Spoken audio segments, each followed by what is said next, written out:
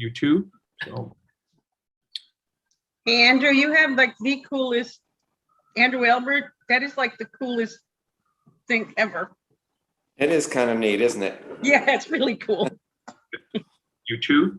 So, What? It was my screens. It was my His screensaver. Oh, screensaver. Yeah. Show him again, check it out. All right. It looks like this. Voila. nice. It's seriously nice. as long as you're not on there now, you know, I think that would be a little dangerous. Yes. So you in that back window though, Andrew? That would be really Is that you waiting? R160 train. I'm just going to give it a little bit of extra time. There was a little bit of some confusions about the public hearing versus this, so I'm just looking at my computer. I'm actually on the train. How's my Wi-Fi? Is it coming through? That's cool too. See, nobody's wearing a mask. You see that? It's a problem. Actually, they're not anymore. That picture was dated. Yes. All right, I'll turn it off.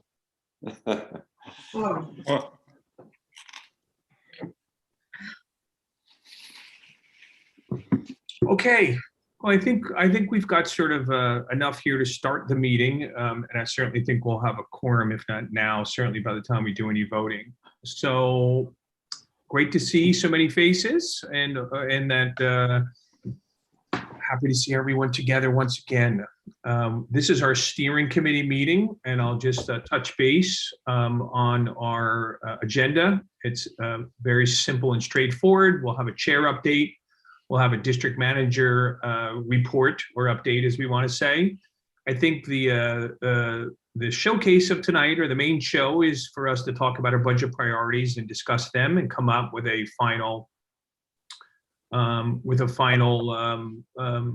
budget priorities that we'll take to full board. If time is presenting, we'll kind of go around the room for chair reports. If not, I may kind of ask, given that we had sort of a different type of month and steering is generally used to do full board, and full board's pretty done. We'll see how we feel time-wise. It'll be optional whether we'll kind of go through chair reports, certainly allow anybody to speak. And if there's any old or new business, we're going to jump in. So let's start out with a chair report, which I'm just going to be extremely brief. One is just acknowledging that I thought we had a great month, and it was good to see everyone working again. And we had our committee meetings, so sort of after a dry month, a dry summer, and hopefully we all enjoyed ourselves. It was great to see the work. So I think we did some great work, and sort of being under pressure with timing and trying to get things in, I think we really did a good job. So it's always interesting. Dry? We had record rainfall, Steve. I meant dry like the old days of dry, Like dry sense of humor, Yeah, dry like up that, with this right. already. Yeah. Yeah. I'm going to mute myself. It's a little more metaphorically speaking, but anyway, so it was great to see everyone, and we started sort of talking and speaking to people. So that was great. Second thing, I just want to acknowledge and thank Bev and Roberta and everyone who worked on what we're going to be talking about today. I know there was a tremendous amount of work that went into it. I certainly want to acknowledge that. Then the third thing is just a small personal note that I normally wouldn't do, but I tweaked my back today. And when I tweak my back, it kind of is a little bit of a problem. So if you see, I generally stay here the whole time, but if I turn my camera off from time to time, I can assure you that I'm just standing up or maybe stretching my back. I don't want anybody to be put off. Or grimacing in pain. Yeah, or being on the MTA, back of a train or anything like that. But just letting everyone know that I'm here, and I may do that from time to time because that's what I'm supposed to do. So that is my chair report. And I want to hand it off to our district manager, Michelle, to give her update/report.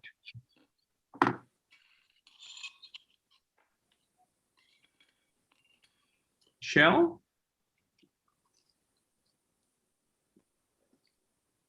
Okay, well, I'm not sure. Somebody's calling me, and I think there's some tweaks, but we're going to move on. And if and when Michelle joins us, I know she's attempting to because she was at the public hearing, and it's actually Michelle on the other line.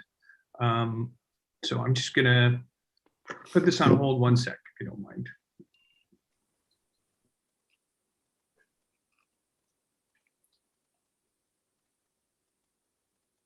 So did everybody have a nice summer?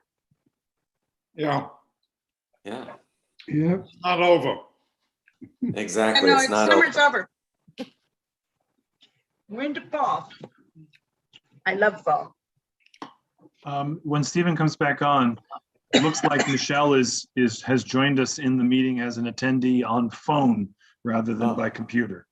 Yeah, no, she said for some reason her link wasn't, so I told her to come through.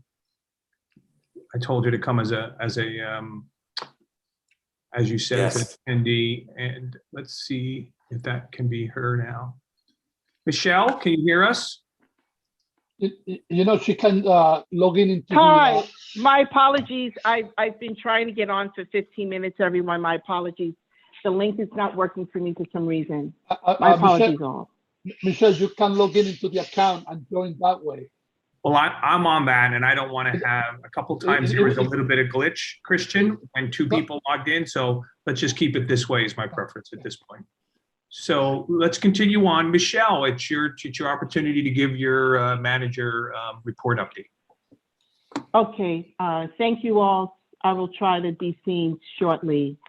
So thank you, everyone. It's been a phenomenal summer. I just want to applaud those who were helping me throughout the summer to get a lot of stuff done for the office and getting the office operational. So I just want to extend my appreciation. First, we just want to share that we are currently in the hiring process for an assistant district manager.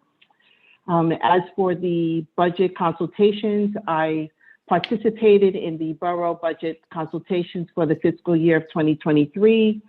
And I moderated 3 of those meetings, which was the Department of Education, the ACS, Administration for Children's Services, as well as the Department of Youth and Community Development. I also want to share an update for the office. We have acquired some new equipment. The first is a new server for storage. This will allow us to make sure that we can upload and keep and sustain all of our Zoom and other meetings that have been digitalized. We also have equipment for hybrid meetings. We have a new camera, the TV, we have laptops so that we can continue to function with Zoom and to expand for the community. And we're also undergoing repairs for the office as well. So that's moving along.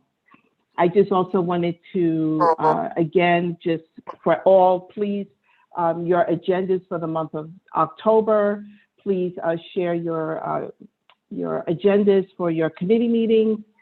And also to be mindful that we have Columbus Day on the 11th. But if you have any concerns with the calendar, just please follow up. Thank you. Thank you. And Michelle, just as a reminder, if you click on through your computer the link on the website, you can be promoted and then you'll be able to be seen if you do it that way as well.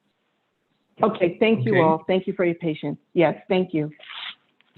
Christian, I forgot to mention, Christian, I'm just going to make you a co-host in case we need any help. And Mark, as always, I'll just make you co-host, but I think that you're going to be busy writing things down. But I'm going to do that as well, just in case we need multiple people when I find you in a minute. Just give me a sec, everyone. Apologize. Okay, so Mark, you're a co-host as well, in case we need any technology help. Great, so we're going to go into now our main part of our conversation, which is our budget priorities. I'm going to hand it off, but I just wanted to give what I think is going to be the general framework. We're going to break this down into capital and expenses. We're going to go over each one at a time. I believe that I'm going to let Roberta talk about it, but I think from a process perspective, they're going to be presented. We're then going to allow every person to raise their hand who wants to speak and go through every single person. There'll be allotted time. It's my understanding that Roberta and Bev are going to be sort of taking notes. After those conversations, may rearrange or adjust it based on those conversations. And then we will finalize that and hopefully take that to vote. If it passes, it passes. If it doesn't, then we'll come back and we'll continue to reconfigure it until it's done.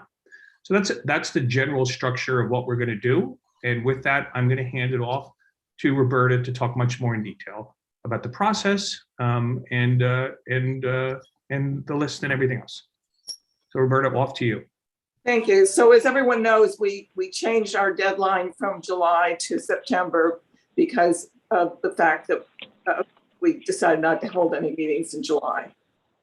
Beverly and I worked on the list. We got all the items from the different chairs and from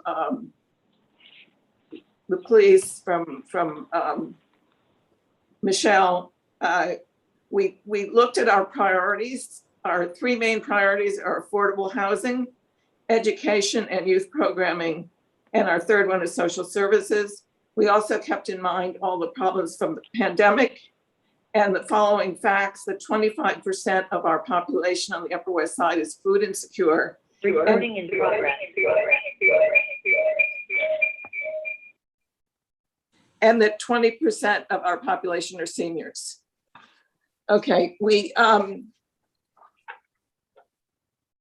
asked, we're going to go over the capital first, and then we'll do the expense budget. Everybody is going to have a chance to speak one time and one time only. We're going to ask call on steering members first and then other board members. Bev and I are going to keep notes and make changes at the end. Each item is numbered so we can ID it. So if you want to say, I like item number 5, we'll all know what item you're talking about. In the final DNS, which we will do the end of October, the item will not just be how we've listed here. It will be a full paragraph or maybe a little bit more, containing all the information, including location, why it's a priority. It will also include who the stakeholders are and if there are other organizations or elected officials who are supporting the item. The items were submitted by the committees. We were asked earlier if there is a master list of all the items. Unfortunately, Beverly and I didn't have time to do that. The only items that are not included were items from the Parks Committee and the Transportation Committee. Bev and I spoke with chairs of those committees several times to make sure that their major priorities were in the top 20. We have item number 18 is the same as item number 11. So I'm going to ask everyone to cross out item 18, but leave everything numbered just the way it is. Are there any questions about how we're going to proceed? Okay, then we will now accept, and when it's your turn to speak, you can speak about as many items as you want, but you're only going to be allowed to speak once. Roberta Blanche, quickie question. How many items in all were there? On capital, there are 21 items. I know, those are the 20 that will be put forward, and the others will be distributed to agencies and elected officials. That's my understanding. So my question is, how many in all were there?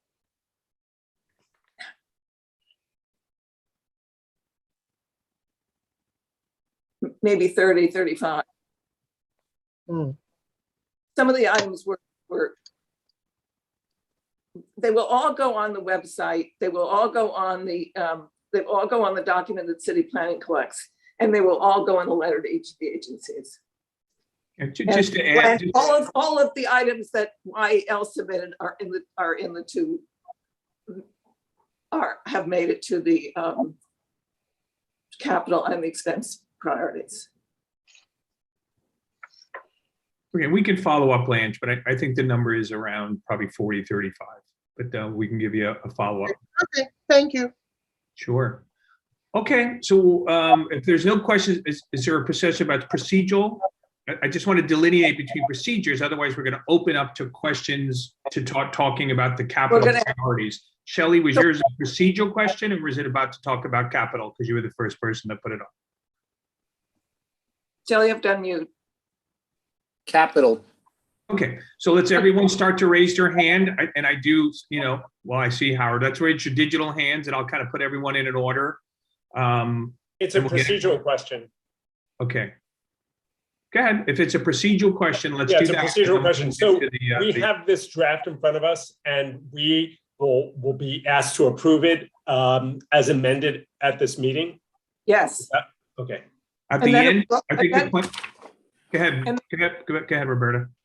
And then it will go to the full board. It will go in the full board package and it will be voted on next Tuesday by the full board.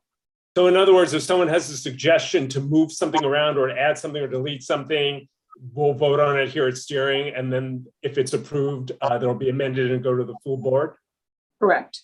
Okay. That's I all would think of wanted. it as a traditional resolution. This would be a steering resolution. Only steering will be voting. So there'll be the votes for people on the steering committee, then there'll be votes for non-steering committee. Then we'll go to full board and get full board approval, just like if we had a traditional committee meeting resolution. Got it. Thank It's a you. steering resolution. And traditionally, when we've met around the table and all the steering members got to speak and then non-steering members also got a chance to speak. So let's start with Shelley and then I do Stephen. need a clarification, Roberta, maybe before you start with Shelley, and you touched on it earlier. I'm not clear on the separation between what we're looking at tonight and the balance that have already gone to agencies. At what point? And what? At what point were they separated and some went to the agencies already? No, And the 21 that we're looking at tonight are what? So did I misunderstand that whole part of the presentation? we have a DNS every year. Yes, yes. We do budget priorities. None of these are all budget priorities for the fiscal year 2023. Okay. That has nothing to do with anything gone to any agencies. I don't understand that. This will come out in a report. Okay, this is, everything is brand new. Everything is new. Everything is for the upcoming year and it's new. So we're not looking at anything that had already gone to the agency. That's past. It may have gone, this may have been on our budget priorities for the last 5 years, but Right. it has not been done. So this Okay, is, so it's really 20 or 21 items that we should have in mind, not a 40, 35 or 40 total. exactly. What's on this list is what we're looking at. Gotcha. Thank you. We're going to start with Shelley. I'd like to comment on two priorities, which are there, but their location in terms of number. The first is the health clinic for abused children. It was our number 2 priority for the whole board last year. Certainly, at that time, we knew the data, but we projected. What number are we talking about? I'm just going to say Oh. one more thing. I think to help everyone, just want to Okay. once again confirm that we're going to do the capital first, then expense. Right. I mean, if you have the budget, I suggest you refer it by the number so everyone Right. can quickly go to it. And so that'll help Okay. everyone out. Capital number 5. Great. Okay, On this list. Okay, last year, the board voted as priority number 2. Certainly, the situation has not become better. We don't have a health clinic for abused children. We certainly have data that shows that there are more abused children and children with who need treatment. And the idea of having the treatment in a separate location is borne out by people who know the field very well and by our own good sense. The second, which is on, let's see, number 13, to create a safe haven to address the rising number of those living on the street in the district with supportive services. Certainly, that situation has not improved, and we don't have a safe haven bill. The difference between a safe haven and other shelters is that it's desired by many of the people who otherwise will not accept shelter, who are living on the street. The reason they accept it more readily is because they are given more of a say in what they do. It's a smaller setting. The supportive services are there. They can take advantage of various ones, and at 95% or more within a year end up in permanent housing. It's the gold standard of shelter in so many ways, given that the need is there for the people and the need is there for the community who has the concern. I would suggest that it move up from 13 to a higher number. Last year, it was our board's number 4. So those are my 2 concerns. Thank you. Who's next, Steve? I'm Yeah, writing. Roberta, why don't you let me sort of moderate so you can focus on your notes, and we're going to go through steering committee members first, and then we'll move to non-steering members. So I will choose Christian.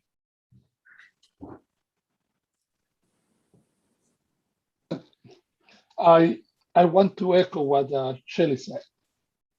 I certainly support what, to move up. I would make number 5, number 2, and I'm gonna move 13 higher up, like 5 or 6. And I will invert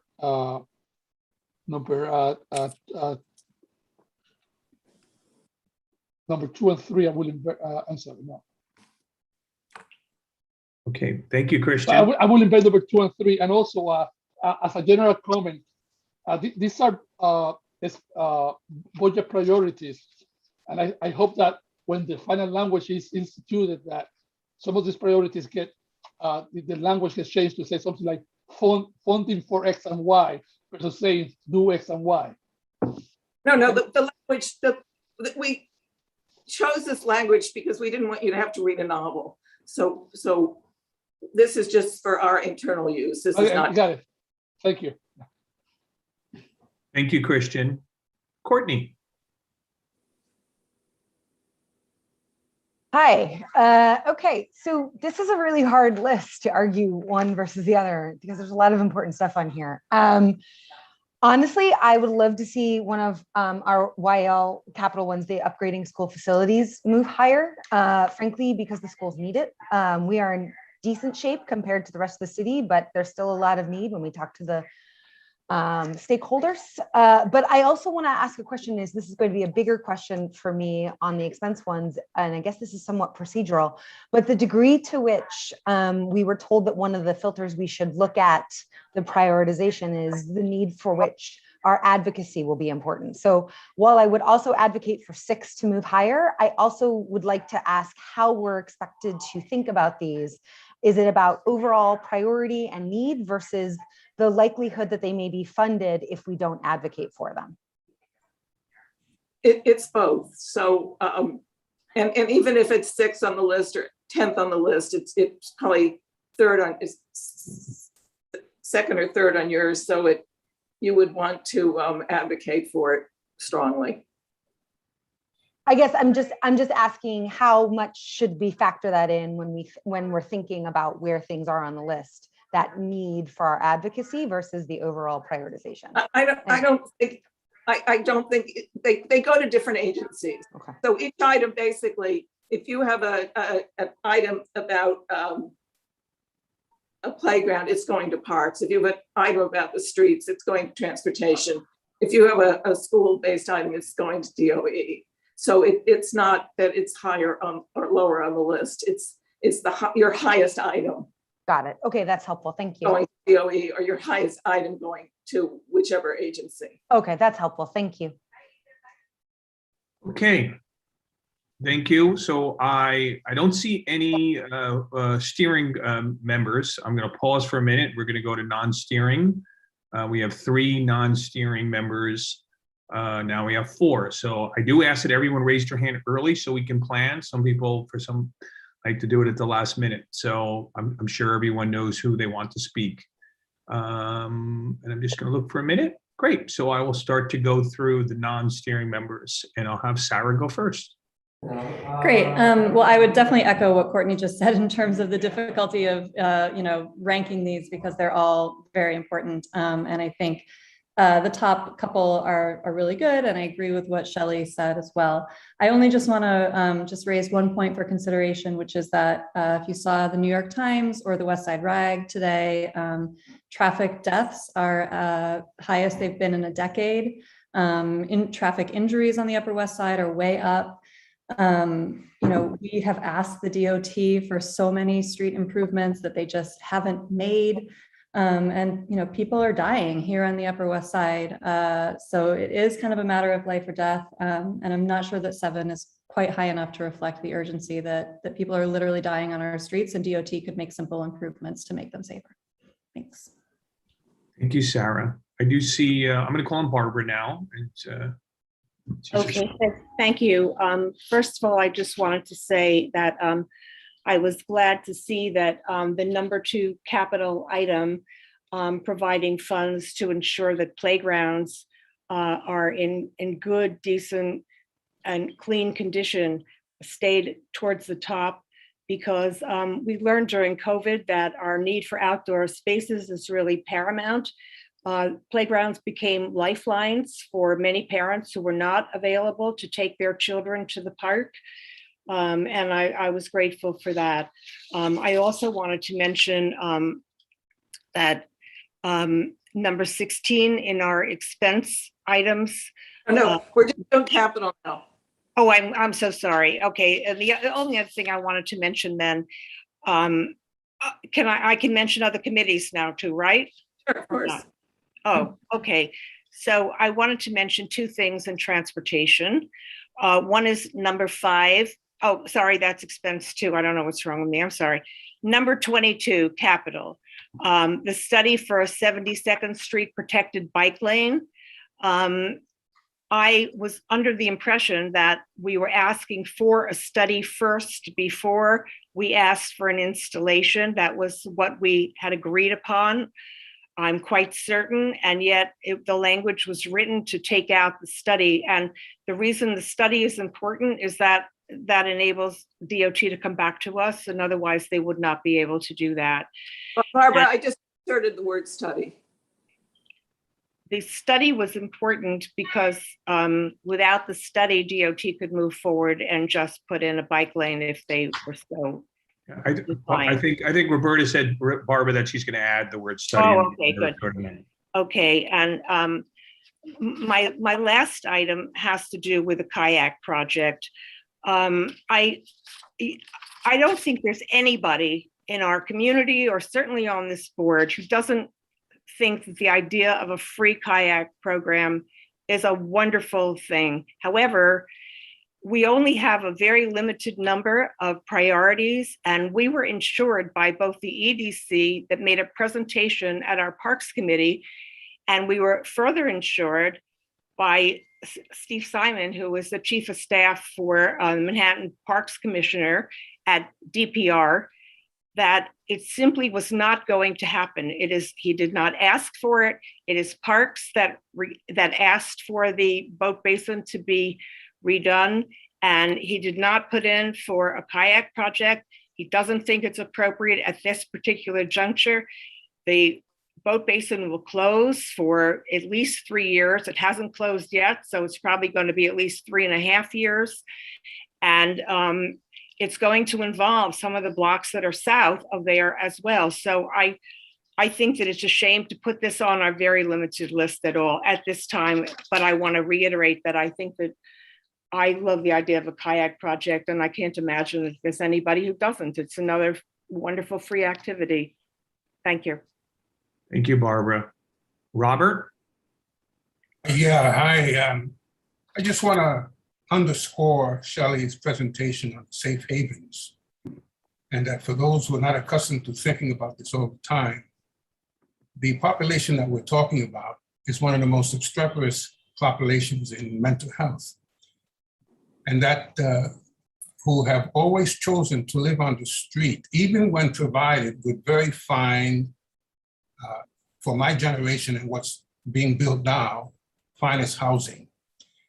And where they would be housed for 2 weeks, 3 weeks, suddenly they're just gone missing for 3 months and no one can find them. We find them in the parks because they have chosen to return to the parks. So I think that the safe haven plays another part, that it's an attempt today, we didn't have it back then, to reacculturate a hardcore homeless person, park dweller, street dweller, to living indoors.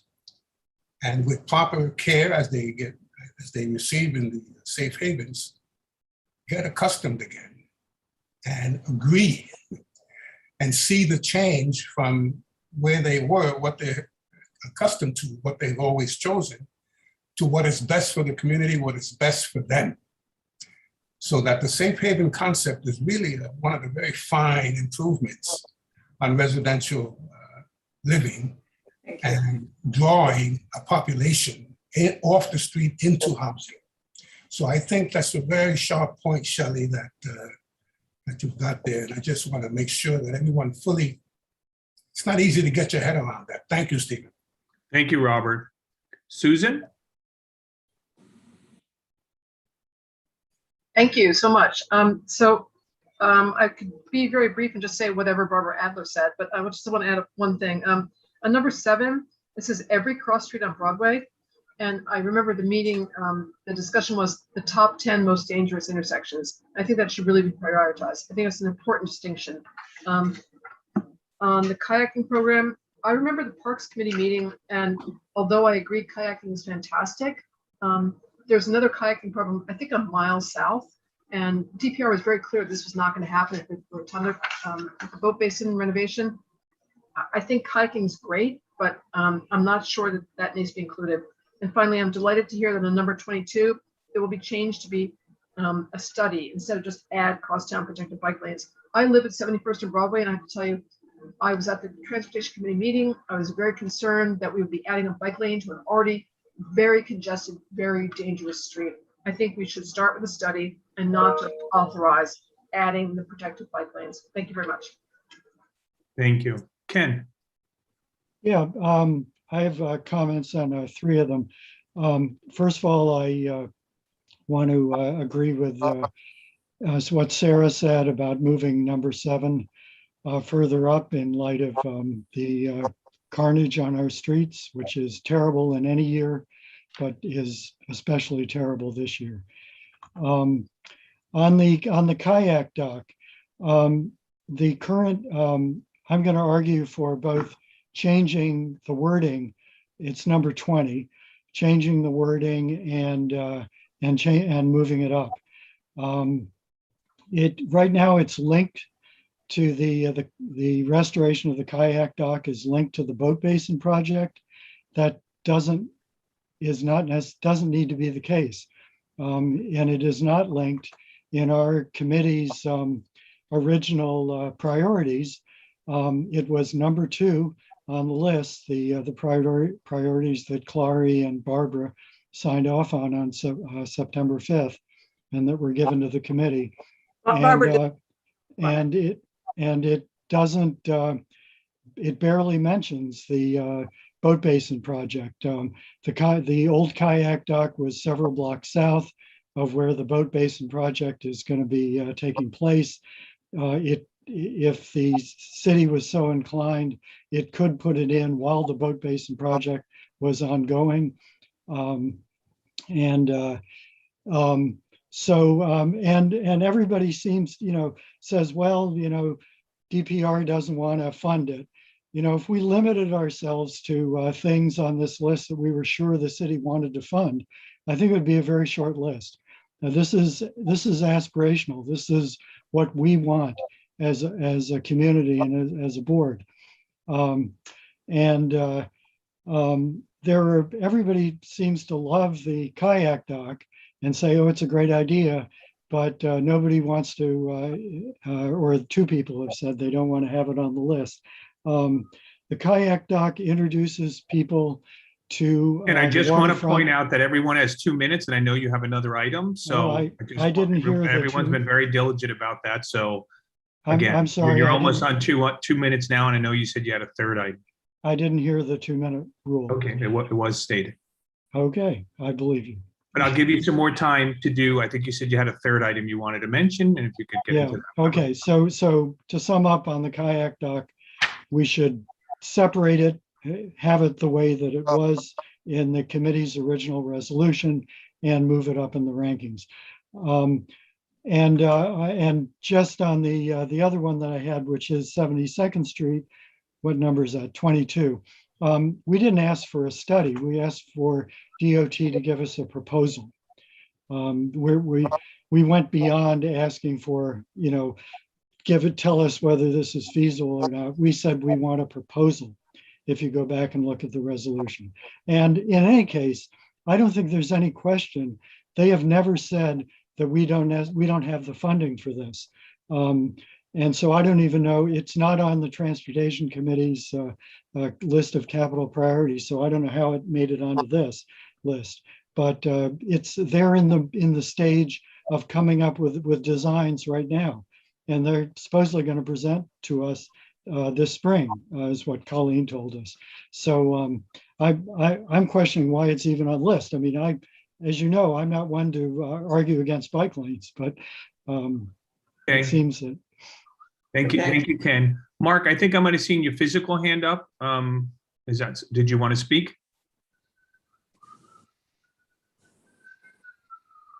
I don't know. I had Mark on my computer for a moment. I'm going to pause a few seconds. Okay. Well, then I'm going to move on. And I think Mark might have had to leave. Mark had his hand up. Yeah, but now I don't see him, and I'm wondering if he said he got disconnected somehow or other. Okay, Deb, do you want to just? I don't know what we're going to do about minutes. If Mark isn't on, he was sort of taking them.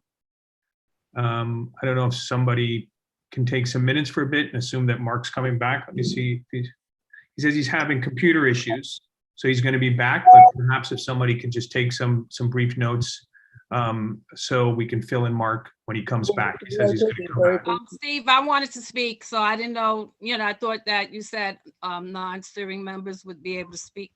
Yep, of course. I'm sorry, Paul. I was focusing more on the digital hands as opposed to physical hands. But yeah, I couldn't get my digital hand up. Well, you got your physical up, so there you go. Yeah. Okay, so anyway, basically, I want to say thank you to the committee for putting the list together. And for me, I'm glad to see that finally, with NYCHA, we're speaking to something other than just repairs. I mean, I know that it was mentioned by you, Shelley, regarding, housing and safe havens has been mentioned, but NYCHA has always been the primary resource for people who are transitioning from homelessness. So I'm glad to see that that's number one, in addition to providing social services. So preserving NYCHA is very important, not only just for the repairs, et cetera, but also for the community at large, because it is the number one resource for housing in this day and time. And I'm also glad that number two, regarding the Douglas Playground and Soul Bloom Playground is there, piggybacking on what Barbara said. It's very important in this climate that we're in with COVID to have a place for people to get fresh air and to be able to exercise, not only children, but elderly and everyone. So I'm glad to see that's happening. And very important, number three, as far as the broadband access, because as an educator myself in the public school that deals with people who live in public housing, a lot of the students don't have internet access at home. And that's very key in making sure that they can have access to services such as social services, any other workforce opportunities. So I'm glad that that was put there as number three. So I just wanted to speak to that. Thank you. Thank you, Polly. Mark? Thank you. I had a little bit of a computer glitch, so I missed a little bit of what Polly said, so I'll catch up with you later, okay? I got your comments on number one and number three. I just want to make sure I catch everything for the minutes. My personal input on this is as follows. I'm going to try very hard not to pick nits with the numbering of these things, because as has already been observed, everything is very, very important, especially when you boil the list down to 20 items. So I'm going to try not to say move this up or that down. And I want to add my thanks to those who did the hard work of trying to make one list out of 6 or 8 lists. That's not an easy job. With respect to the kayak dock, the one thing I wanted to add to the conversation is this. The kayak initiative came from the community, which makes it a rare thing that we try to address. Most of the time, the requests come either from ourselves or CBOs or the agencies themselves. So when a group of motivated individuals take it upon themselves to create something, that got my support more than it might under other circumstances, and so forth. I completely agree that it looks like it's not going to be part of the marina restoration project. Say what we will about it, but there is another opportunity to fund it somewhere else. So if that language could be broadened a little bit so that it doesn't just wed the request to the marina project, I think that would be a smart thing to wordsmith without changing numbers and so forth. I join Polly and perhaps others in applauding how NYCHA, once again, I think it was last year as well, although I think this year the phrasing of it is a little more doable, so that's a smart thing to add to the conversation for this year. I'll shut up now. There's lots more to say, but great job, and thank you very much for this work. Thank you, Mark. Jay? Yeah, just quickly, I agree. I agree with Ken's comment that the list is in fact aspirational, and that whether or not a particular agency has indicated either their support or lack of support shouldn't determine what we consider to be a priority. And I agree with, I don't have strong feelings about the kayak doc, but if we are prioritizing it and including it, I agree with Mark that it's and Ken that it's a separate item, and it doesn't have to be linked to the boat basin refurbishment, especially since it's already located in a different spot. And Stephen, I have a question. Are we? I understand what Mark said about, you know, the numbers and the numbering, and we've gone through this every year. I mean, every one of these things is important and necessary and vital to the well-being of the community, and it's difficult to rank them at all. But if we think that any number should be switched to give it emphasis, what's the procedure? I mean, is it in order? You should speak. I think. Just tell us. So you should just, if this is your time to sort of say, I think 10 should be 5 and 5 should be 7, whatever you want to give. And then what we're going to do is Roberta and Bev are taking notes real time. We'll probably take a 30-second mental break, and then they'll present based on their notes, based on what we said. I'm sure there'll be some adjustments, and I'm going to have them go through. I don't know if you can put it up on the screen or you're just going to have to read it down, but they're going to read the final list as we have it, and then we're going to take a vote on it. And if the majority, if we pass the vote, then that will be it. And, but this would be the time, Jay, to, okay. And I just also want to say, we are only hearing one time through. Okay. We're not going twice. And I'm going to move after Jay. We're only having one-time speakers in order to keep this moving. And I think we said this in the beginning. Okay, so my question is very specific. If I or someone else thinks X number should be moved up or switched with something, is it appropriate during the process to move to do that? Or what I'm saying, Jay, is you should give. We're going to vote on a final list. If you want to lobby to move one number to another, you should speak now, right now. And she's taking notes. So this is your time to say, please move 10 to 7, things like that. If it's not appropriate to make a formal motion now, I would suggest that we switch number 2 and number 5 and include that in the final motion for approval. Okay. Well, what we're saying is they may do it, and then when the final presentation is, you'll decide how you want to react to that. But what you're saying is that you're requesting 5 to move to 2. That's your preference, and they're taking notes, and other people have voiced that as well. Okay. Again, Stephen, if I may, number 21, I don't understand why it's a priority at all. Christian, there's other people that haven't spoken yet, and you can vote on it. Let's see what happens. We were very clear that we weren't going to do 2 rounds, and I think we should stick to it. And Madeline wants to speak. She hasn't spoken yet, and so we've allowed everyone to speak. I didn't cut off anybody, and we're going to vote, and we'll see how that happens. And you'll go to the full board, and if you want to then mention something at the full board and tweak it, then you can. But I think that's what we agreed to do, and I'd like to do it. So, Madeline, you haven't spoken yet, so please do. Okay, I'm not much of a mood to really speak, but I just want to emphasize this. I'm so happy that Polly spoke up about NYCHA being the top 3. I don't think any of those should be moved down. NYCHA has been in crisis for decades, and I mean decades, and that should be the first priority. This pandemic exposed a lot of things that affect all of us, but I think we have been in crisis before the pandemic. Also, while we were on Zoom, I had a neighbor just knock on my door. She's having all sorts of problems with repairs. This is why this is important. The manager didn't like the fact that she would take him to court for repairs, and he tried to evict her. And she's crying at my door every day. So finally, she just came to me. I put her in touch with Mark Levine, Danny O'Donnell, and a few others. And finally, she's getting some results. But NYCHA has to be on notice.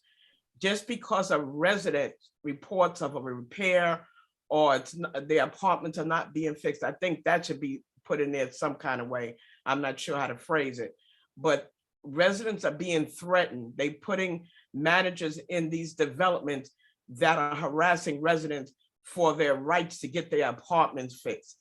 And I don't think from 1 to 3 should be moved down at all. We are been too much, and this is the first time I've been on the board, and I love you all for this. The first time I've been on the board that I feel that NYCHA is included in this community. We have been hurting for so long, and I'm happy you all are on board with trying to help us get these things done in NYCHA. But leave 1 through 3 alone, please. Thank you. Thank you, Madeline. And our last speaker, and then we're gonna close out the debate. And so I'm just telling Roberta and Bev, as you may wanna make your adjustments, although what Linda has to say, I'm sure you wanna take into consideration as well. But Linda, you're the last speaker. But you gotta unmute yourself. Gotta unmute yourself. What's the problem? You can't read my lips? Okay. Well, I can, but the other people can't. I thank you very much for the compliment. Okay, first of all, I want to say, Roberta, Bev, yeoman's job, unbelievable, and thank you. Second of all, the idea, and I've had this same position for many years, about moving, especially in this COVID era, moving a kayak dock to the top makes us look like we're more elitist than we already look half the time. That's the next thing. And moving it beyond the need for mental health care, for kids, for playgrounds, for NYCHA, just is beyond my ken. Sorry, Ken. And then finally, I'm going to ask a question, and I should know this because I've been on the board for so many years, but is there a way to do the capital priorities and the budget priorities so that they go, the Parks Department, 1, 2, 3, 4, or 5, the top, in other words, get the 20, but separate them in terms of the committees to which they are and the priorities for the committees to which they are supposed to be going. Does that make any sense? That's just a process question. You can shoot me down on that. Linda. Yeah. So these are our top priorities. What I said at the beginning is that each agency will get the priorities for the particular committee. Right. Transportation will get a list of transportation's priorities in a form. I heard that, Roberta. The question is, in our list currently, and this is the question, could you do transportation, DOT, 1, 2, 3, 4, HHS, 1, 2, 3, 4? No. That's all. It's a process question. No, because what we tried to do is prioritize according to so NYCHA would not be at the top, no one would be at the top. It would be, it's not how the DNS works. It's not how. That's all I'm asking. Okay, so it's a process It's not question, and you answered it. logistically possible, and I think the way they put Okay. things into it doesn't allow it to flow that way either. That was all I was asking. Okay, Sure. thanks. Okay, so we're going to close the debate for. Steve, sorry. I know you said Linda was the last speaker, but can I just squeeze in a quickie comment? Sure, Thank you. And this I've is spoken and you agreed. I didn't identify you as a speaker, Okay. so let's. This is on item number 2. Provide funds to ensure that all playgrounds, etc. My observation and comment, and I can be corrected certainly, is that the various playgrounds are under varying jurisdictions. So should we not be specific about directing, when we say provide funds, funding comes from different sources. There are playgrounds that are attached to schools. There are playgrounds that are just open, people can walk in and use. And there are playgrounds that are locked, fenced and locked. And I'm close to a very large one at 101st to 103rd Street that you need a permit. And I think you have to pay a fee to use it. More often than not, it is not used by neighborhood people. So my concern is a blanket statement to provide funds for playground upkeep and maintenance. I think there ought to be a distinction made. I'll share some thoughts, and if Barbara is co-chair of Parks, but Blanche, my understanding is the nuances that you describe, although they may be different type of parks, do not affect the funding. The majority of all parks, there's 2 types of parks. There's the parks that are traditional park committees, and there are parks next to schools. Regardless of the type of park, whether it's locked or not, Parks is responsible for all of the budgets. So I do think that blanketly, the nuances of the parks are not necessarily taken into consideration from a funding perspective. And I do think perhaps the way this is addresses that. I don't know, Barbara, if you want to add something to that as well. Yes, I just wanted to say that in our original list, we did itemize specific parks that were in dire need of being upgraded for one reason or another. And I understand that when the list is sent to whomever it gets sent to, that it will include some more detail. So we did not include any parks that are private. These are all parks that are open to children in the neighborhood. That's all. And others that are not. Okay. I don't know about any parks that are not, but our list certainly did not include parks that were close to neighborhood children. No. In other words, if it's a private park, we're not really, it's privately funded, so we're not really germane to that conversation. Correct. Okay, and could I just comment on Linda's comment about identifying the committee source? Roberta, I understand that when you move this forward, it goes to the appropriate agency. I think just on the sheet that we're looking at here, rather than lumping a committee, just to indicate beside the item, the source, the committee source, for our own edification, not to move it forward. Sure, Okay? we can do that. Blanche, we can do that for the full board meeting. We'll have the committee of origin and the agency. Fine, thank you. Great. Thank you. Okay. That's it. So is there anybody that had to have a chance to raise their digital hand or raise their hand because they're having digital hand problems who have never spoke? Otherwise, we're going to close the conversation and we're going to then, so I'm going to pause. Beverly and I have just had a conversation. Okay. And so what we'd like to propose. I'm just letting you know that Jeanette raised her hand now.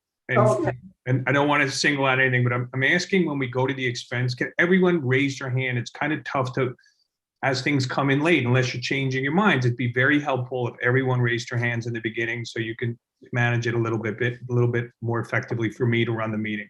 Jeanette, please speak. Apologies for the late hand raising. I just didn't really think of this earlier on, but I was very pleased to see Douglas Playground mentioned, and number 2 on the list, the playground. I have been calling for it to be renovated for the past 4 or 5 years. As folks know, it's one of the playgrounds that is, yes, it may be part of NYCHA, though it's also part of Parks Department. And it really is poorly laid out and hasn't been renovated, while other parks and certainly many playgrounds in Central Park and other places have already come to the community board twice for renovations. So I do not believe that that should be moved. I question whether a lump statement of all playgrounds be upgraded will really fairly direct funds to those playgrounds that have been last to be funded. And that if we are such a limited list, should we really have such a blanket statement versus specific? But I leave that to Parks Department, and they said that they were more specific about specific parks. Thanks. Thank you. Okay, so we're going to close this now. And Roberta and Bev, I think the best way to do it is, unless you've been able to write it, I think you're just going to have to sort of verbalize the top 22. I'm going to read. I'm going to read. We've Beverly and I had a quick conversation and some texting back and forth while we were listening. So we're leaving 1, 2, and 3 exactly as they are. We're moving 5, 6, and 7. So right under 3. So 5, 6, and 7 are moved as a block, right under 3. Number 13, which is create a safe haven, is moved to right under number 8. Number 20 says request a kayak dock, a kayaking program in CD7. 21 says study the 96th Street exit option for southbound traffic on the Henry Hudson Parkway. And 22 is a study for cross-town protected bike lanes on West 72nd Street. Okay, so perhaps one thing just to help everyone, it seemed that most of the reordering was in the 1 to 10. Can you let's just go down and just say it again so everyone can take that in. Maybe you just name the top 10. Let me read it. So yeah, and don't forget that these are going to be written into full paragraphs explaining everything that's happening with the stakeholders, with the whoever's supporting it. Sometimes it's an elected official, sometimes it's a community group. So number 1 is preserve NYCHA as a source of deeply affordable housing by working to repair and maintain property in individual apartments. 2 is provide funds for playgrounds, specifically prioritizing upgrades to Frederick Douglass Playground and the Sol Bloom Playground. 3 is provide free, high quality, and safe broadband for all NYCHA households, enabling access for education, telehealth, social services, economic, and workforce opportunities. This one came from about 5 different committees and a lot of the social agencies that we work hand in hand with. 4 is create a dedicated health clinic for abused children. 6 is upgrade school facilities to support new COVID. That's 5 now. It's now 5, and install cameras is now 6. 7 is now create permanent affordable housing. 8 is now create a dedicated health clinic for abused children. Where are we? 8, 9 is create a safe haven. 10 is secure funding for continued renovation of the Bloomingdale Public Library branch.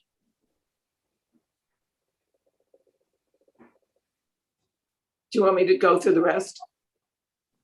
No. I'm sorry, I'm trying for the minutes here, Roberta. I followed you, but I think I missed something here. So after, can you go after the starting 7 is now what used to be 4? Mark, when I redo this, I'll send you the whole thing and you can just put it in the minutes. Even better, thank you. Do you want me to keep reading or? No, this is fine, Roberta. For me anyway. Stephen, do you want me to read more or are you? No, okay? I was just trying to make sure that we had clarity. Well, I need clarity, Stephen, between, it sounds redundant to clarify for me, the health center first, that was, I think, maybe number 4, and then we have the health clinic targeted for abused children. Was there a difference there or is the same thing? We'll just say, do you want to tell us where the health clinic for abused childhood? Is For now abused number children, what's the new number for that? You have it as 8. I would like to see it way up. Now number 4. It's number 4. So, okay, but then you said for number 8, health clinic, abused children. No. No, that's number 4. Okay, good. And then, so what's number 8 then? Why did I put it there? What's number 8? There's a little bit of adjustment, so that's 8, why I took. A safe, 8 or 9 was to create, 9 was to create a safe haven. And then what's 8? 8 is secure funding. No. 8 is create permanent affordable housing and SRO threatless conversion. Okay, but you clarified for me that the abused children clinic is 4. Yes. That's good enough for me. Mistake. So that's 4. Thank you. 5. 7 is 6. And create permanent affordable housing is 7. Okay, we're good. Thank you. Can we call a question? I think Roberta and Bev got this under control. Wait, someone want to second that? Second. Okay. So we're going to take a vote on the list as is. I wanted to clarify something that was done last year. The votes we're going to break this into steering and non-steering.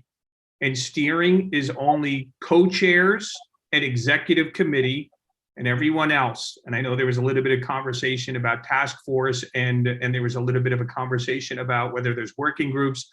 I think by speaking to Susan before to confirm, and she's the head of a task force, so I know she's very disappointed to tell me this, but task force have to vote today as non-steering members. So right now, we're going to take votes of steering members, which again, if you're a co-chair of a committee or if you're on the executive team, you vote now. So everyone who's in support of the capital priorities as described, please raise your hand. Have I assume, as always, the two of us will work through it? Sure. I see 11 virtual hands. And Blanche, yes. And a Blanche. So Blanche, verbal. Makes it, now there are 12 virtual hands plus Blanche is 13. Let's just pause and make sure. So let's just kind of going through here quickly and making sure we're all on the same page. I'm voting yes as well. Apologies. So I'm including that. That's 14. Anyone else voting for who is identified as a steering member? Okay. Christian, you want to lower these for me? Thank you.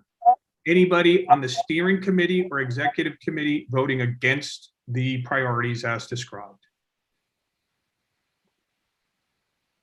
Okay, anybody verbal who wants to join in or speak? Great, so we'll take that as a 0. Anybody abstaining?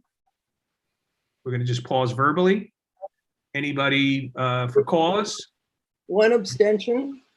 It was an abstention, okay, sorry about that.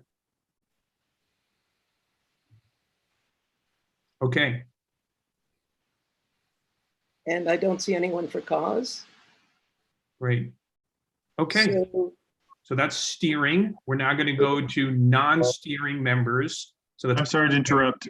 Beverly, I have 14010. Is that correct? Yes. Thank you. okay. So everyone who is non-steering, who didn't just vote, who's for the capital priorities as we described, please raise your digital hands.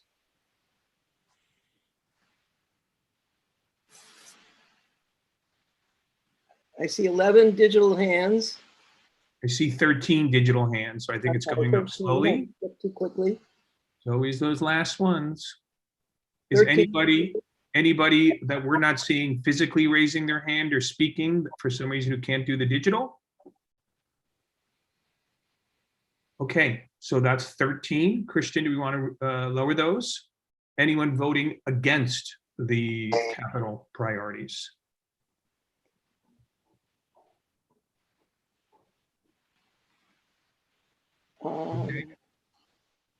I see one hand. I'm gonna keep pausing because I saw another hand that I think was an act. I'm just saying, anybody who wants to vote against it, we're gonna close it off. We have one. Great. Christian, could you lower that? Anybody abstaining? Either verbalize or raise your hand.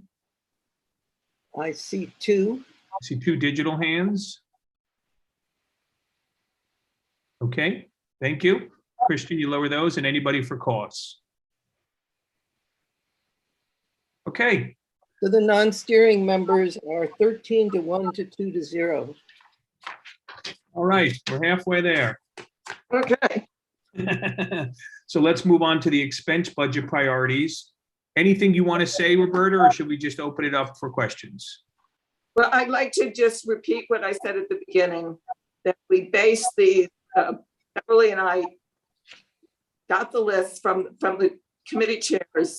We spoke with the committee chairs about what their top priorities. So there were certain things that will definitely go to the agencies that are not on this list. They will be fleshed out, and a whole paragraph or more will be written about each item on the district needs. It will also include stakeholders and any supporters. So if it's a block association that's supporting it, or if it's a elected official that's supporting it, will go on. And we did this according to our priorities, and I'm just going to read them again because unfortunately I can't put them up on a whiteboard. So our number one priority is affordable housing. Second is education and youth programming. Third is social service. We took into consideration the pandemic, which is ongoing, that 25% of people on the Upper West Side are food insecure, and that 20% of the population plus are seniors. So do you want to open it up for comments? Yeah, and I just wanted to clarify in case people didn't understand. Roberta, the top three are not in the top, they don't look like they match the budget priorities. She's talking about directional in terms of what is our goals and priorities, and those are driving the 20. So those are the three priorities we view in terms of what we find important to the way we make decisions here. And now we're going to go into the list of 20. So if you were like, wait a minute, that's not one, doesn't make sense. That was going. She was giving the overall goal of what we do, of what we're sort of focused on. So one more comment, Steve, I'm sorry. The Restore Community Board budget for CB7 has been a priority every year. So that's what the top priority. It's only because it doesn't really go to any agency, but it goes to our city council rep. Okay, thank you. So I'm going to ask again, for anybody who joined a little late, what we've done is we're now going to open it up and everyone's going to speak. It's your chance to speak about, we're asking people in the 2-minute range. We haven't any problems with that, but if you have items, I have 4 items. I have 1 item. We're not going item by item. And so we'd ask that you kind of go through all of them. It's your opportunities to say move or whatever you want, but we're going to go through once. At the end of that, we're going to make an adjustment and vote. So, take your time and make sure you feel like you sort of get whatever you want to say. But again, we're not going 1 item at a time. We're going them all. So you say I have 3 items. I want to go through them. We ask everyone to be diligent as they can. I also ask that people all raise, if they can, to the extent, raise their hand now, because it's so I can budget. It's easier to help sort of plan the meeting that way. So when things pop up at the last minute and I look up and it's there and you see me sort of calling on people, it's sometimes a little bit of a challenge. So I encourage everyone to raise their hand now. We can go through them. So I will, let's dig in, and I'll pick Andrew first. We pick steering members first, and then we pick non-steering, and I'll pick Andrew first. Okay, Steve, would you slot me in whenever you can? I have you. Thank you, Steve. So I'm very pleased to see number 5 in its present location. I think everybody agrees enforcement is essential given what's going on, as you heard earlier from Sarah and others about what's going on our streets. The wording is such, though, that it looks like the 20-mile-per-hour speed limit is only around schools. We want enforcement everywhere, and I would suggest just a little rewording to that so that it doesn't look like only schools are getting that increased enforcement. We want the increased enforcement everywhere. And I'm happy to suggest language if that works for you, Roberta. We'll fix the language. That's what we meant. I figured that. That's what we meant to say. Thank you. Yeah, thank you. Doug Kleinman. Thank you. So I see, I think 1, 2, and 3 are in their appropriate place. Since this is fresh in everybody's mind, regarding number 5, I want to echo what Andrew just said, but again, on the wording, it says all traffic signals. I would propose it swap with all traffic laws or signals and laws, but it's signals is very specific. I think laws is broader. But I also would like to see 12, actually, there's a typo here, I think 12 and 13, but it says 12 and 12. I'd like to see 12 and 12 higher up on the priorities. I would propose swapping 12 and 13 with starting at number 4. And I'd like number 8 to be there soon thereafter, because it seems to me that if we want enforcement of any of them, these things, we need the money for it. So then those things can be enforced. And I would put the PEP right after 8, because I think the general NYPD budget is important, as is the PEP, but I think they're in priority in order to do the enforcement of number 5, for example. So did you catch all that? Could you repeat the changes that you're recommending, please? Yeah, Doug? so keeping 1, 2, and 3, I'd like to see 12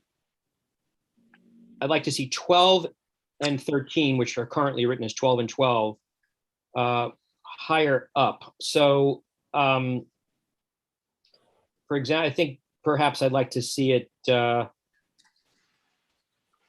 don't you just make a poll 4. so it can be more specific? Thank you.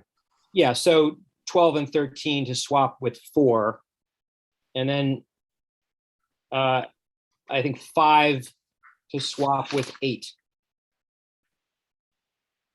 Yeah. Okay. Anything else, Doug? Well, just the wording on the on 5, just to include laws, all traffic laws, or signals and laws, just to not just signals. But okay, so you want 5 to 8, and Andrew wants 5 where it is. So okay. It's just the wording they're saying, Roberta, is to broaden and tighten up. And no, I did the wording. Great, thank you. Thank you. Blanche, let's go to you now. It was a general question, Roberta, Bev, or whomever else. Are dollar figures ever submitted along with the priorities? And if so, how were they established? I mean, there was a time when we submitted dollar figures for some items wherever possible. The city planning told us on Tuesday that we didn't need to put in dollar amounts. So who determines the amount that's under discussion? Determines the amount. Each determines the amount of what it's going to be, and sometimes they don't know until they bid it out. where we actually know the amount, because it's a project that's been in previous years worked on, we can put that in, but it's not required by city planning. Okay. Okay. Shelley. Yes, restoring the budget for CB7 is very important, and it belongs in the top 20, but it doesn't belong as number one. Number one should be food insecurity, because if there's one thing that I think everyone in the community would agree, that is a serious issue in our community. Now that certain programs have been taken away, it's even more serious. We'll fight for a CB7 budget, but I would move everything up one and make number one food insecurity. Excellent. Thank you, Shelley. And where would you put the budget, Shelley? You said you'd fight for it, but Someplace in the teens or around. We'll figure it out. Okay. Yeah. Point well taken. Thank you. Courtney. Yeah, I had my hand up because I had some comments, but let me start with the fact that I think both Shelley's point and Doug's points were really good. I think Doug's suggestions move things to a place where it feels like it's a little bit more in putting some foundational things up above. I was going to just make a point about, I guess now my point is lobbying to keep 6 and 7 where they are and move other things around it if need be. Our schools kind of had a near miss, for those of you who aren't living and breathing this in the last year, with the Fair Student funding, which is how our schools are funded. And we got kind of a save because the federal funds and the state funds came in to plug a lot of holes, but in fiscal year 2023, we may be in trouble again. So just one comment to leave those where they are, because we may be in real need again if those funds don't come through to plug the holes in our budget in the coming years. That's it. But I really do like a lot of the suggestions that just came right before me. So thanks, guys. Thank you. Jeanette. Hi there. Actually, my comments were similar to, I think having the number one being the community board self-servingness, where we all, I think I can safely say, have enough food to eat and a shelter over our head, seems a little too self-serving. I don't think that should be in the top 10. I think the homeless outreach is very important. I hear that at every single public meeting we have. And I see it as a huge increase around within a 2-3 block radius of every single subway entrance, as well as all along Broadway. And I would rather see more money go towards outreach than towards and training than police overtime. So those were just my comments. Thank you. Thank you, Jeanette. Christian. I agree with what Shelley said about the food insecurity. I agree with Doug's comments also. And on number 6, which Courtney just talked about, the fair student funding.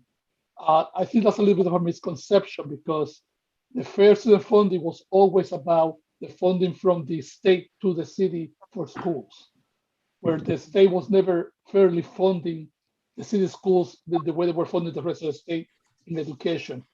I suppose that could be changed to say that we want the city to increase the funding to our schools, but in regards to to match what fair student funding would be, but really fair student funding was in relation to what the way the state funds the schools. Christian, I don't think that's terribly accurate. Fair student funding was a set of formulas developed by the DOE, where they never funded the schools, even according to the costs they believed were there until this year. Separate from that is the state foundation funding, which also was finally brought up to the level that it should be at according to the state's rules. Well, I stand corrected. Thank you. Well, I think that's the most cordial exchange I've seen on Community Board 7 in quite a long time, so I applaud the two of you. Okay, I'm sticking with steering members, and I'll go to Barbara. Okay, I agree with Jeanette and Shelley and others who've mentioned this, that I don't think that CB7 should be the #1 priority. I think there's so many really pressing needs that we have. It just has to move down. Number 15 has to do with restoring funding for permanent seasonal staffing for the parks, as well as playground associates and recreational specialists. And if possible, I'd like to see that moved up a little bit, because with no staff in the parks are losing a very important element of safety. And lastly, and I know that Natasha will speak to this much more passionately than I will, but she worked very hard on this particular item all year round, having to do with solar trash compactors and trash cans. And it's so important right now to control the rat population. And one of the things we found out during COVID was that the trash baskets were simply overflowing, and they just attracted the rats. And that's all. Thank you. Thank you. Yeah, I'm just getting there. Thank you. So I don't see any other steering members or executive team members. Is anybody raising their hand that I'm missing? And I'm going to move on, or I'm going to move on to non-steering. Okay, great. So speaking of Natasha, I'll start with Natasha. Hi, Stephen. Yeah, the list is so long and every single item looks very important, but I do want to advocate separately for item number 16, as Barbara said. The request is very simple, but very important and far-reaching. It is for additional solar compactors and regular trash cans on our streets and in our parks, as well as for litter pickup to be restored to 7 days a week. And with the much heavier use of open spaces in our district, like Central Park and Riverside Park since the pandemic began, the record rainfall that we've all experienced so far this year, and the reduction in the frequency of street cleaning, the streets and sidewalks and all the parks in our district have become filthy and unsanitary, with all kinds of rodents and pests, clogging drains with loose trash, which exacerbates the already terrible flooding that happens during heavy rainfall. And this isn't a very expensive solution, but I think it would be a far-reaching solution. It would impact the quality of life positively for everyone, regardless of age or socioeconomic background. And while solar compactors would be preferred, they are definitely more expensive and can often get jammed with bulky and oversized items, which is why we are taking a practical route and are asking for a combination of these and just regular trash cans. And definitely the restoration of 7-day litter pickup is very, very important. So I just wanted to advocate for that and request that it be moved up a little bit. Thank you. Thank you very much. Rich Robbins? Yeah, thank you. I'll start with the topic of trash. And I'd say that we should add to it. I know that the Public Housing Task Force came up with 3 main issues, and one of them was trash. So if we're calling out trash, and especially if we're moving it up, I think we need to say, that we really need to step up, especially in public housing, and then also have the other things. But our most pressing issue in the community for trash is one that probably a lot of us don't see, but we've heard is a real issue for a lot of our constituents, which is public housing. So I think we need to add public housing to that point. The other is on the issue of enforcement for all vehicles.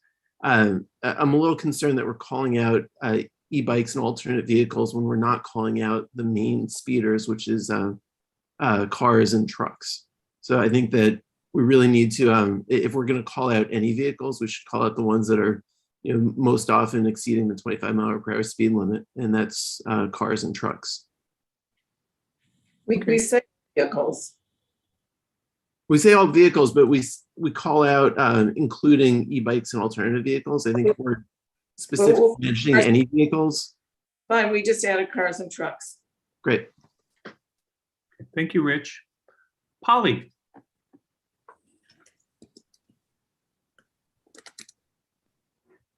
Polly? You have to unmute. Thank you. So I concur with what everyone said regarding number 1. Okay, that should be somewhere else, not in the first 10. I also concur with what Barbara said and Natasha said and Robin about the trash compactors and also funding for additional staff in the playgrounds for those reasons. Also in regard to 12 and 13, what would have been 12 and 13, yeah, I do feel that that should go within number 5, basically, because that's important to do outreach. We have a serious homeless population out here on Broadway and everywhere else. So I think that that's something to consider as well. Thank you. Thank you, Polly. Jay.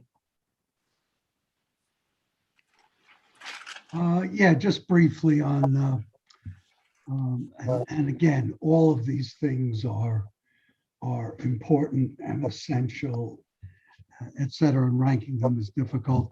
I would just advocate for leaving number 5 where it is, particularly since it goes hand in glove with number 7 in the capital budget, which is all the street safety improvements. If the budgets weren't being advocated for separately, I would advocate combining them, but we don't do that. But I think it should remain in place as a high priority. And again, number 5 here and number 7 really are a matter of life and death. And I think it's essential that we keep it in a high priority position. Thank you, Jay. Mark. In the spirit of adding without and not repeating, so I'm going to address number 1 and agree that it moves for all the reasons that other people have said. Just a quick word on the wording. Fiscal year 2018 is an interesting benchmark to which to return. I would rather see us call for a net increase of some reasonable percentage rather than benchmark 2018. One of the reasons why I focus on that is I don't think 2018 was one of the years in which we got that additional discretionary funding from Council Member Carlos Menchaca. So I would like us to, whatever request we make, to at least embrace the $42,500 Solomonically devised number that they gave us in, I think it was starting in fiscal 19 and then again in 20. And then agree with the moving it down. It was number 10 last year, if that's helpful. Thanks. Thank you, Mark. Ken.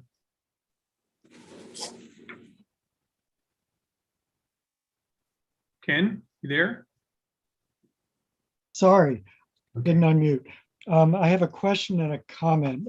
The question is, what happened to the anti-idling enforcement that was on the Parks and Environment Committee's list?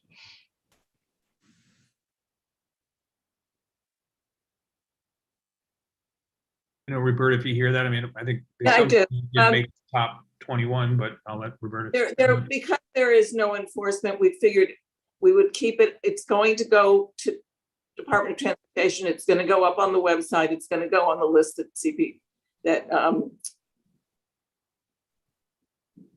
So it will appear. We just didn't feel it should be up here because there were other things that required more that may happen. So it will go on the transportation. It will go on Parks and Environment, and it will be something you all can advocate for. Okay, and then on number 4, hiring additional PEP officers for Riverside Park and Central Park. I was sorry, I think our ordering reflects our implicit values. And in this case, we're prioritizing keeping order over funding to help enhance visitors' park experience and for general social services. It's prioritized over funding for permanent and seasonal staffing for the parks, over mental health training, over homeless outreach, over supportive housing, and over funding for mental health training. Our country has a long history of underfunding public amenities and social services, and then when antisocial behavior results, directing scarce resources to enforcement, which means even less money for all those services. We have a chance with these priorities to reverse this vicious cycle.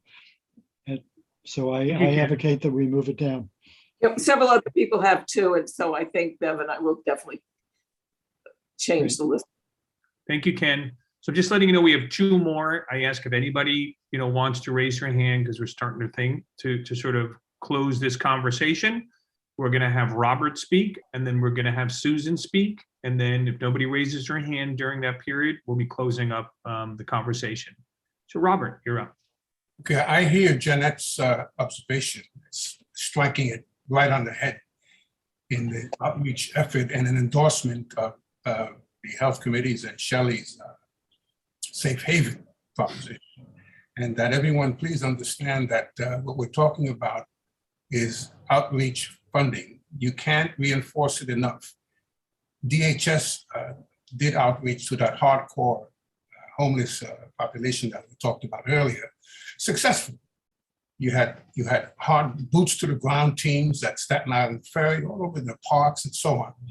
But there never is enough funding and support to keep that going, to expand, to develop your professional teams, not just incoming young people into the homeless services field, but to develop institutional cadres of people that can work with that population on an ongoing year-round basis. And we're talking about teams that will go out in 5-degree temperature and just hit the street, hit the parks.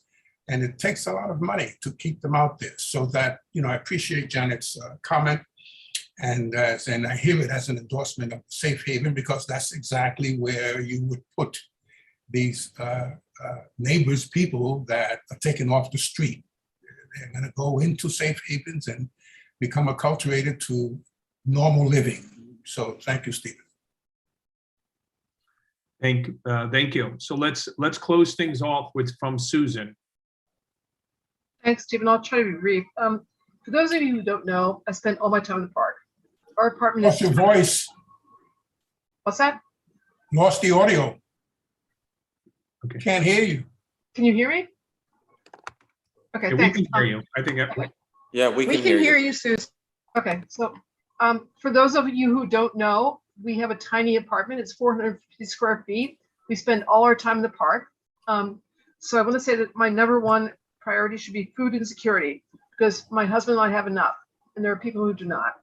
I think my number two one is, as Andrew said, I want people to be safe about vehicles everywhere and not just around the schools. I'm terrified when I walk in the streets. I think we need enforcement about vehicle safety.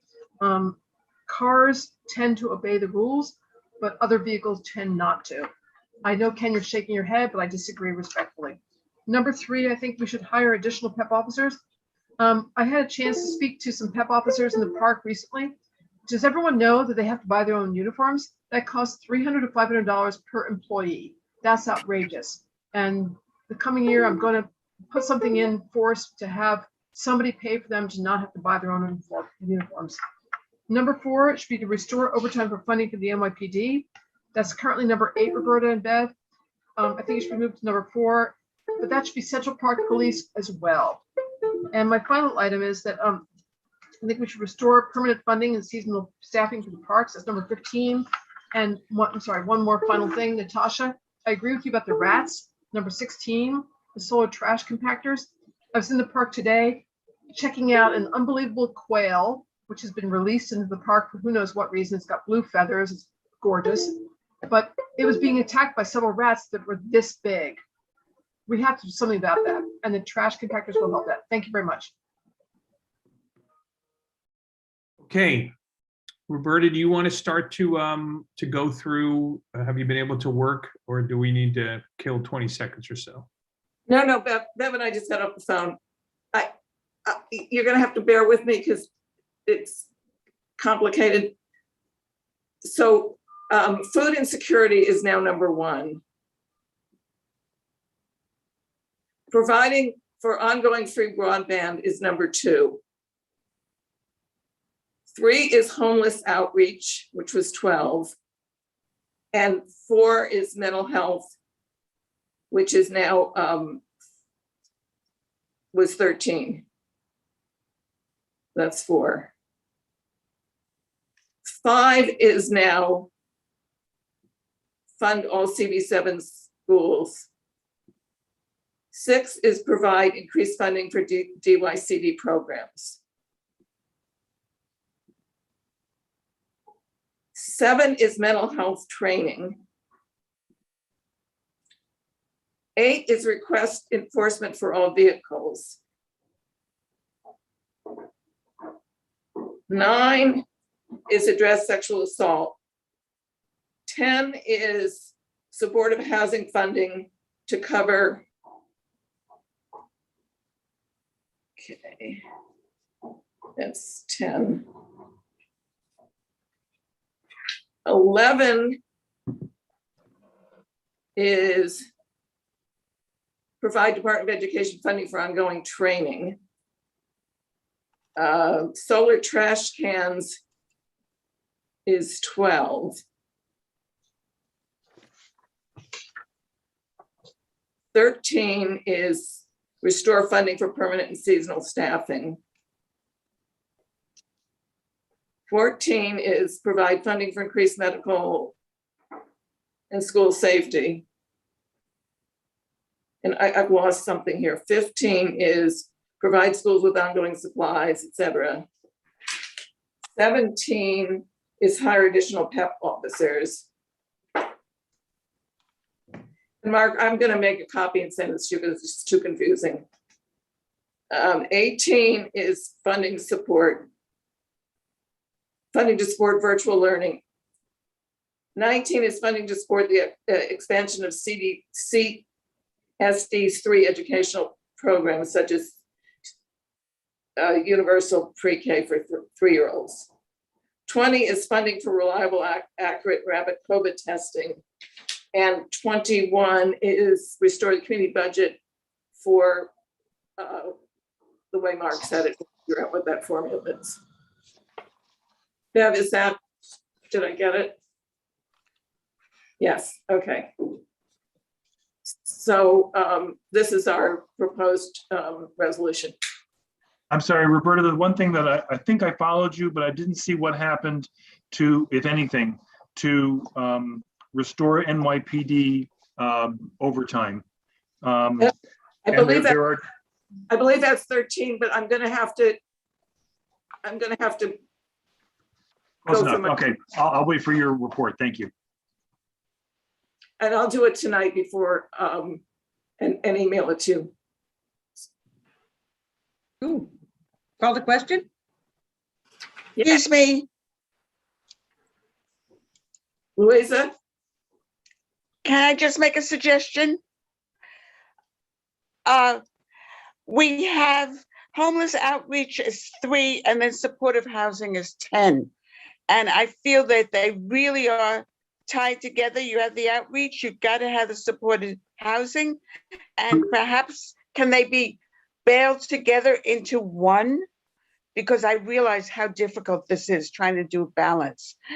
But I feel this they're very different and they come under different agencies. So they really have to be separate items. Okay, I understand that then. Is it possible to move supportive housing higher? It is really essential because otherwise you can't get people off the street. You can't do any kind of transitional programs without supportive housing. I feel 10 is just too far down. You know, we just went through the whole list though. Thank you, Louisa. know. We That's closed why I the was trying to debate. combine We them. closed the debate on this, and everyone had an opportunity. So, and I've let you speak, but we had a Okay. process that we said we were going to stick to it. So I think it's important. Did somebody call the vote? Linda did. Did anybody second the vote? Second. Okay. So we're going to vote. I will say, does everyone understand what we're voting, or does anybody want it reread? So I want to make sure we have clarity. I want to just ask, what's number 5? I didn't hear what that was. Can Okay, you that's reread fine. the whole thing? I'm sorry. Can you reread all of it? Okay. I just put everything in chat. Also, I've been Right, keeping a just the top five. spreadsheet if anyone wants to look. I'm going to read it. Number 1 is food insecurity. Number 2 is providing for ongoing free broadband. Number 3 is homeless outreach. Number 4 is mental health. Number 5 is fund all CB7 schools. Number 6 is provide increased funding for DYCD programming. Number 7 is mental health training. Number 8 is request enforcement for all vehicles, including cars, trucks, etc. Number 9 is sexual assault of adolescents and adults. Number 10 is supportive housing funding. Number 11 is provide Department of Education funding for ongoing training for those who work with students. Number 12 is install solar trash compactors and cans in CB7. Number 13 is restore funding for permanent and seasonal staffing for parks, as well as additional Playground associates. Number 13 is restore overtime funding for New York PD. Number 14 is provide funding for increased medical and school safety. Number 15 is provide schools with ongoing supplies. I think I've messed the numbers up. The next is funding to support the virtual learning infrastructure, funding to support the expansion of CD3's educational programs, funding for reliable, accurate, and rapid COVID-19 tests, and the last one is the restore community board funding. Just clarify, where does funding for PD go? Funding for who? For the police. I What's believe before or after that? It's 14. 13 or I have it as number 13, but it might be 14. I think it's 14. So it's after seasonal staffing for parks and before medical and school safety staff? Yes. Okay. Are we ready to vote? Okay.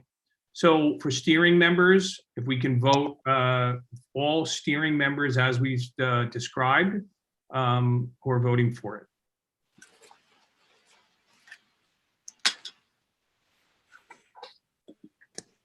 And Blanche, I'll ask a verbal in a moment as we move forward, because I know you don't have the digital, but let's get them up.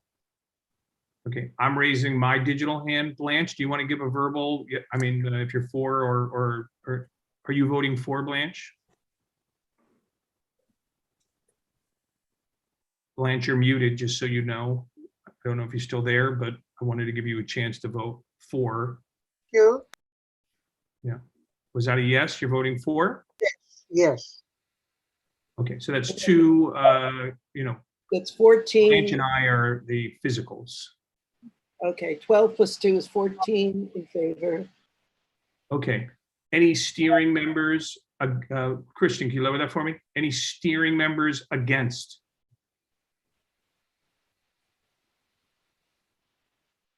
Okay. I don't see any steering members abstaining? I see one. Great. If you could lower that, Christian, and any for cause.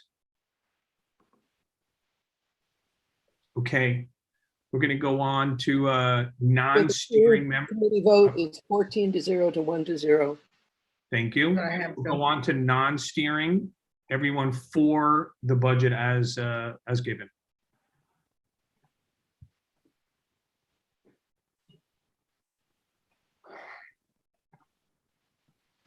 I'm looking around. Anybody sort of physically raising their hand? I think everyone is digital here, but I'm sort of scanning. Feel free to let me know if I missed you. Okay, it's just the digital, Bev. 14. Okay, Christian, can you lower that for me? Great. Anybody against the budget? 1.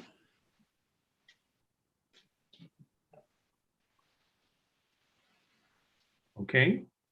Christian, can you lower that? Anybody abstaining? I see 1. Yep. Let's lower that. And anybody for cause? Great. You want to read that, Bev? 14 to 1 to 1 to 0. Okay. All right, great. Nicely done. Well, good job. Good job. I want to commend us all for an efficient, respectable, nice debate back and forth. So it was an efficient and a well debated conversation. There's just a couple items. So here's what I'm thinking. Traditionally, we hear from the chairs. What I'm going to do is, instead of going around, if there's any chairs that want to raise their hand and speak, otherwise, I'm not going to go through all of them because I think timing wise, we've had a pretty long meeting. But if any chairs want to speak, raise your digital hand and I'll call on you. But that's what I'm going to do during this section. Okay, so the only chair that I see with a hand raised is Andrew. So Andrew. Yes, so I'm pleased to tell everybody that I just got confirmation that Frank Anacaro, who is the acting president of MTA Bus, will be able to join us at our transportation committee and speak about all the new bus initiatives that transit is undertaking. So that will be added to our agenda. Wonderful. Jeanette. Yes, I just wanted to mention that at our land use committee meeting, we're going to be discussing 270 West 96th Street. And while that is sort of going forward, it involves two components that other committees may be interested in. One, the cleanup plan for the brownfield site, because it's the former transit facility. And two, the HPD affordable housing unit component. Thanks. Thank you. Barbara? We have an interesting meeting coming up at Parks and Environment next month, which is October 18th. But one thing that I really urge everybody to come to, and I made it first on the agenda so that people would be able to tune in and tune out if you want to.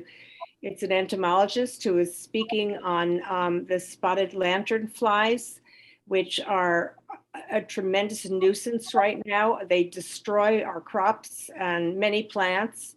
And if you see them, you're supposed to wipe them out, and you're also supposed to report them. And she will be talking about all the details involving them. So they're absolutely gorgeous and they're hard to step on. But I saw one on 66th and Broadway the other day, and I wiped it out.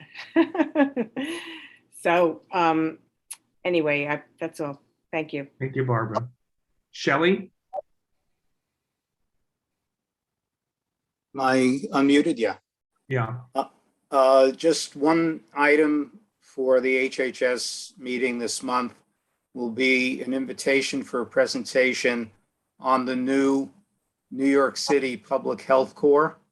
The Test and Trace Corps is being converted to that, and possibly a pandemic institute also for ongoing study and addressing the issues of this pandemic and others. So that should be quite interesting. That's just one of the items. Thank you. So any other co-chairs, and we'll move to old or new business? Okay, thank you. Well, I don't have any old or new business, but if somebody wants to bring them up, then now's the time. Jay, I see your hand up. Yeah, I mean, I actually had a question in the form of a suggestion with regard to the community board budget. I agree that it shouldn't be the #1 item on our budget request, but I also hate to see it as the last item on our budget request. And I was wondering in the format that we have to submit, if we can simply include an introductory statement expressing our concern that the board budget be maintained or increased without including it in the ranking of the priorities of the board, so that it doesn't have to be first, doesn't have to be last, but just express the concern in the transmittal of our budget request. If we can't do it, so be it, but I didn't know if there was a prescribed procedure or not. Okay, I believe the answer to that is it's not possible in sort of the way that things are filled out for these budgets. Okay. Right. You get a DNS, but it couldn't be in the budget items. You sort of have to put 1, 2, 3, sort of like that. Okay, I'll allow Michelle. Great to see you on now. I think you got on shortly thereafter, but would you like to bring something up? Yes, thank you, Stephen. I just want to raise the issue of congestion pricing. We do know that the New York State legislature did vote on it. However, it is a major environmental and transportation issue. It's going to impact various communities, especially the northern part of our district and going up to the tip. So I was just wondering to flag that because it has come up with discussions with other community boards. And there are some hearings coming up. So just wondering if transportation would like to put that on their agenda. Thank you. Just as a background, there is a resolution that was passed some time back about congestion pricing. So I think it has come up and has been addressed. And for the October 6th public meeting, Howard will be addressing, he was speaking for us, yes. Okay, and it will definitely be discussed at our next meeting. Okay. Yeah, Thank so you. Howard's going to be speaking for us, and I think they're going to have some prepared remarks. So we have a resolution, and we're going to be speaking at a hearing. Okay, thank you. Sure. Doug? Yeah, so this is old business becomes new business. It's fall and winter's not far away. On 106th Street, there are hundreds of people, elderly, many mobility impaired, who cross over from Red Oak Senior Center, Red Oak residence to New Jewish Home Day Center and back and forth. It's about time we have a crosswalk on 106th Street. What was the update on?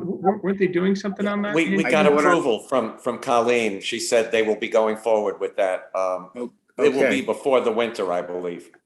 Okay, it We'll would get be an update. great if we had a date or progress or a picture. We'll try to get one. Or a description of what will be. Thank you. I'm confirming, Andrew's point is I know there's been a conversation about it, and perhaps they can get more details at the next transportation and bring it up. Yeah, it's going to be a push button request, and if somebody's there to cross, the light will change and allow them to cross. Okay, thanks. Rich? Yeah, thank you. 2 points about public access. One is I noticed that we have no attendees, so I'm wondering if there was an issue. But much more importantly is I think we've seen over the past year and a half that we've had much more public attendance in our virtual meetings than we did in real life. And I think that's one of the fabulous outcomes of the pandemic. I'm concerned that the state legislature allowed us to stay virtual only through January. And I think we need to start talking about what happens after January. I'd love to see us have a discussion and ultimately come up with a resolution calling for the legislature to allow hybrid meetings so that once we're back in person, we can allow people both to attend and comment online. And that's something, there's not much time. We're already at September 30th. The legislature only allowed us to go through mid-January. So that's going to be over in a flash. And we want to still be able to have online meetings. I think they've been really valuable. We also want to make sure that we can have hybrid meetings. And my understanding is that at the end of this 3-month window, we go back to only in person with the same restrictions that if anyone's attending from their home, that you have to allow public access to people's homes, which of course would be crazy. So that's something, I don't know that we want to discuss it now, but we do need to discuss it really soon because there's not much time left. Thank you, Rich. Duly noted. Doug? Can you hear me? We can. Okay. Well, I agree with what Rich said. I think that we do need to talk about it, and it's important. We do have a deadline, so I'll second that. But we don't have a committee for this. Some community boards have public safety committees, but we've had an increase significantly citywide in gun violence. Just 48 hours ago, we had a very dramatic shooting on West 88th, West 90th Street that resulted in a young man being shot in the chest and a woman being shot in the hand. So basically, I would like us to, I'm sure at our full board meeting, we'll have the commanding officers, report on it. But I think we should be really focusing on public safety.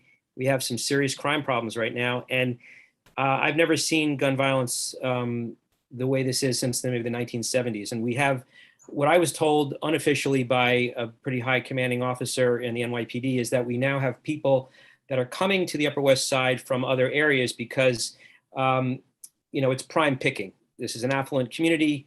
They're coming in real quick, real fast. And apparently, I guess we'll find out because the detectives are working on it. That was a robbery. Someone's trying to steal the young man's cell phone. And as a result was shot in the chest. I don't know if he survived. I'm sure we'll find out more details.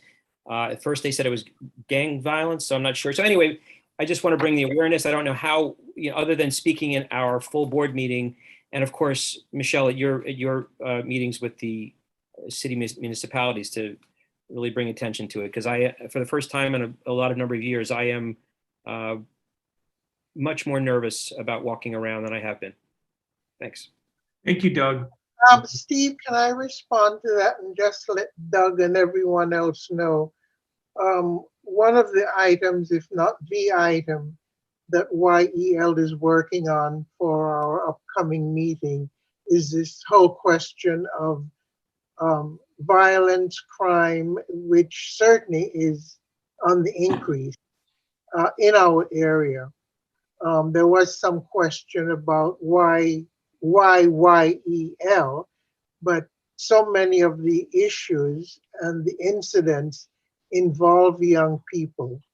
We also have had a long-standing relationship with the 20th precinct and 24th. They both have community, and the name is not accurate, but it's a segment within the precinct that reaches out to young people and deals with them. So just to let you know that we are working on that as we speak. And just today I spoke with Shelley to see if HHS would want to have a joint meeting with YEL. Okay? Thank you, Blanche. And just as we move forward again, I ask that everyone hand raised.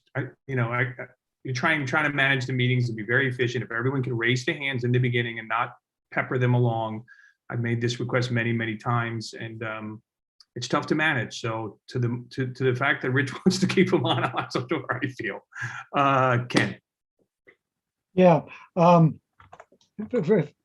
People, if you've been noticing, the helicopter traffic has just increased in intensity, if that were possible, over the last few weeks. The people at Stop the Chop, which is the advocacy group that's been trying to fight this at both the local and federal level, we're wondering if CB7 would be interested in hosting a helicopter town hall on Zoom. So I'm going to propose, I certainly would be in favor of that. But.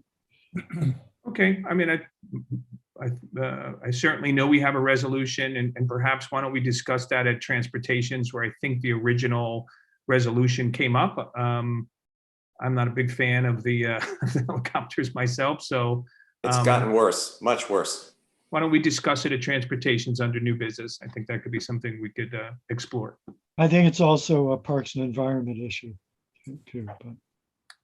Okay, I don't know if we can have a dual meeting. That's why if you want a dual meeting to sort of discuss that, but why don't we discuss it at Transportation and what that could look like, and if we need to bring it up at Parks or do something different or grow the conversation, we can. But what I'm saying is perhaps we can have a brief conversation about it in more detail at that time. Great. Okay, great. Robert. Yeah, a couple of years ago, Health and Human Services, we invited the chief detective of gang violence from the 2-4. And that was an earlier wave of youth violence. And so you saw that last week, a few days ago, not last week, there was another eruption of gang violence at Brandeis, might have even been 2 days ago. And that I think along the line of what Blanche is talking about, want to incorporate that unit into the Health and Human Services Committee to discuss that. I think I had proposed that back then, and the police fully described the work that they do with gangs. But there is a unit, and it is the gang violence unit. And so I would encourage that Health and Human Services approach them again, but have them be part of the committee on as regular a basis as possible, not wait until there's a new eruption of gang violence before they give us their attention. My comment. Thank you, Robert. And perhaps you can comment about that. Steve, could I just respond to that? If you must. That was that's part of the unit that I was referring to. They have visited with us, as I can recall, on 3 different occasions at YEL. And the unit you're referring to, they operate specifically out of public housing. And they have joined us on a number of. That is inaccurate. The team, the unit that I'm talking about. What we're going to do, Robert, is why don't you and Blanche connect off thing? I think we've had a really full steering meeting, and conversation for the 2 of you to have offline. Great. Thank you. Okay, I'm going to thank everyone for a great steering meeting, and I want to then thank Bev and Roberta for doing what is a tremendous amount of work that's generally, not appreciated to the extent that it is, but I certainly appreciate it. So I think we all do. And I'm going to adjourn the meeting. So it's great to see everyone, and I will see everyone in not just a few days. So thank you, everybody. Good night. Thank you.